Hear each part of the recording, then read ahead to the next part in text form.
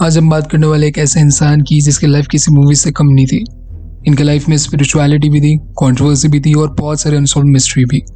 जी हाँ, हम बात करने वाले ओशो की। क्या ओशो एक गुरु थे या उनका आश्रम एक कल्ट था? क्या सच में उन्होंने लोगों को फ्रीडम दिया या उनका माइंड कंट्रोल किया? आज हम इनके सारे राजों को एक्सप्लोर करेंगे। तो स्टोरी शुरू होती है 11 दिसंबर 1931 से, जब मध्य प्रदेश के एक छोटे से गांव में रजनीश चंद्र मोहन जैन का जन्म हुआ। बचपन से ही रजनीश का माइंड बहुत क्यूरियस था। वो हमेशा जिंदगी के डीपर मीनिंग्स को समझने की कोशिश करते थे। उन्होंने फिलोसफी में डिग्री भी हासिल की और प्रोफेसर भी बने, लेकिन उनका मन हमेशा से स्पिरिचुअलिटी की ही तरफ ही था। 1960s के दौरान रजनीश ने इंडिया में लेक्चर्स देने शुरू किए, जहां उन्होंने ट्रेडिशनल बिलीफ्स को चैलेंज किया। उनके बोल्ड आइडियाज ने लोगों को अट्रैक्ट भी किया और बहुत हद तक शॉक भी। ईसाइयत में ध्यान के लिए कोई जगह नहीं, लेकिन तुम्हारे विवेकानंद और योगानंद और रामतीर्थ सिर्फ प्रशंसा पाने के लिए पश्चिम की ये समझाने की कोशिश करते रहे कि जीसस उसी कोटि में आते हैं जिसमें बुद्ध आते हैं, जिसमें महावीर आते हैं। ये झूठ था। 1970s में उन्होंने पुणे में अपना आश्रम एस्टैब्लिश किया और नाम रखा ओशो। यहाँ से शुरू होती है उनकी सबसे कंट्रोवर्शियल जर्नी। ओशो का आश्रम एक ऐसी जगह थी जहाँ लोग अपनी स्पिरिचुअल जर्नी को एक्सप्लोर कर सकते थे, लेकिन ट्रेडिशनल नॉर्म से हटकर।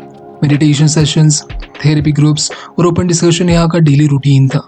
लेकिन जो चीज़ सबसे ज़्यादा हाईलाइट हुई वो थी फ्री लव और सेक्सुअल लिबरेशन की टीचिंग्स। इस वजह से आश्रम को काफ़ी क्रिटिसिज्म भी मिला और काफ़ी लोगों ने इसे एक कल्ट की तरह दिखना शुरू कर दिया। अब सवाल ये उठता है कि क्या ओशो का आश्रम सच में एक कल्ट था? कल्ट की डेफिनेशन में यूजुअली एक करिस्मेटिक लीडर होता है जो अपने फॉलोअर्स को इन्फ्लुएंस करता है, उनके थॉट्स और बिहेवियर्स को कंट्रोल करता है। वैसे देखा जाए तो ओशो इस डेफिनेशन में फिट होते हैं। उनके फॉलोअर्स उन्हें डिवाइन मानते हैं, उनकी हर बात को बिना सवाल किए फॉलो भी करते हैं। कहते हैं कि आश्रम में नए आने वाले लोगों को पहले उनके आइडेंटिटी से डिटैच किया जाता था। लोग मेडिटेशन सेशन, स्लीप डिप्रिवेशन और इंटेंस थेरेपी ग्रुप्स के थॉट्स उनके माइंड को रिप्रोग्राम किया जाता था। कई एक्स फॉलोअर्स ने बाद में क्लेम भी किया कि उन्हें इमोशनल और साइकोलॉजिकल मैनिपुलेशन का शिकार होना पड़ा। एक और इंटरेस्टिंग फैक्ट ये है कि आश्रम में वेल्थ और लग्जरी का बहुत इंपॉर्टेंस था। Wealthy. My people are rich. In fact, only the very rich, educated, intelligent, cultured can understand what I am saying. Beggars cannot come to me. Poor people cannot come to me. The gap is too big. Osho के पास Rolls Royce cars की एक huge collection थी, जो एक spiritual leader के लिए काफी unusual है। क्रिटिक्स का कहना है कि ये सब उनकी ग्रीड को दिखाता है और ये भी कि एक कल्ट लीडर की निशानी होती है कि वो अपने फॉलोअर्स के पैसों पर मजे करे।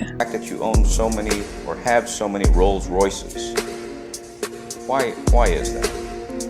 How many? 80? No. 40? 90. उन्होंने अपने फॉलोअर्स को सिखाया कि सेक्सुअल फ्रीडम इंसान के स्पिरिचुअल ग्रोथ का एक हिस्सा है। सुनने में अजीब लगता है, लेकिन उस टाइम पर यह बात एक धमाका थी। और अब टाइम आता है जब ओशो ने इंडिया छोड़ दिया।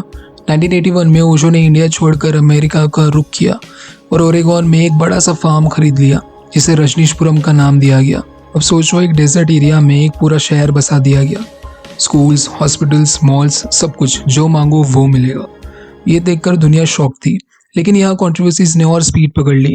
अब ये कोई एक आम शहर नहीं था, ये था ओशो का ड्रीम प्रोजेक्ट, जहाँ वो अपनी यूटोपिया को रियलिटी में बदल रहा था। लेकिन जैसे हर सपने का एक डार्क साइड भी होता है, वैसे इस रजनीशपुरम का भी था। कुछ लोग कहते हैं कि रजनीशपुरम में जो कुछ हुआ वो सिर्फ सरफेस पर था, असली गेम पीछे से खेला जा रहा था।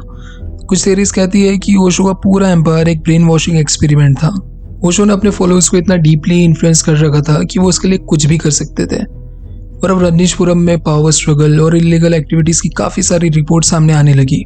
ओशो की सेक्रेटरी मां आनंद शीला ने काफी क्वेश्चनेबल काम किए। सबसे बड़ा स्कैंडल था 1984 का बायो टेरर अटैक, जहां लोकल रेस्टोरेंट्स में बैक्टीरिया मिलाकर लोगों को बीमार किया गया ताकि इलेक्शंस में अपना कंट्रोल बनाया जा सके।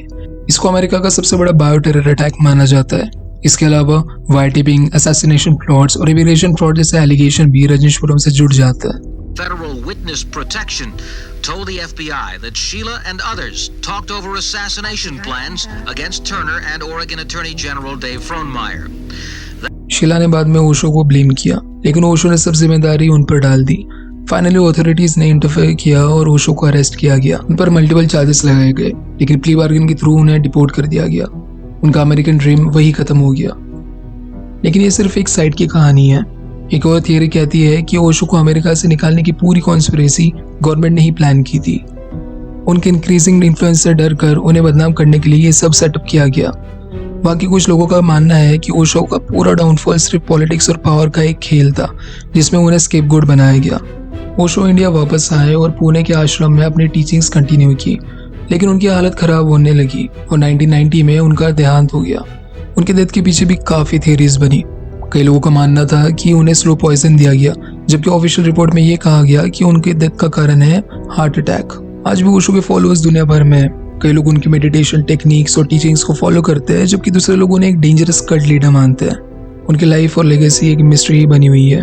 नेटफ्लिक्स पर वाइल्ड वाइल्ड कंट्री जैसे डॉक्यूमेंट्रीज ने भी उनकी कहानी को एक्सप्लोर किया है, जिससे एक नया पर्सपेक्टिव सामने आया है। ओशो के ऊपर और भी कहानियां हैं और भी थियोरीज है। और डीपली जानना है उन थियोरीज को तो कमेंट्स में बताना। और यहाँ तक देख ही लिया है तो फॉलो भी कर लो और सब्सक्राइब भी कर लो। तो ये थी ओशो की कॉम्प्लेक्स और फैसिनेटिंग कहानी। एक इंसान जो स्पिरिचुअलिटी और कंट्रोवर्सी के बीच में बैलेंस करता रहा। क्या ओशो एक सच में गुरु थे या एक कनिंग कल्ट लीडर? ये डिसीजन मैं आप पर छोड़ता हूँ। अपने थॉट्स हमें कमेंट्स में बताना। और अगर वीडियो पसंद आई है तो भाई सब्सक्राइब कर लो, लाइक कर लो, और जो करना है करो भाई, मज़े करो।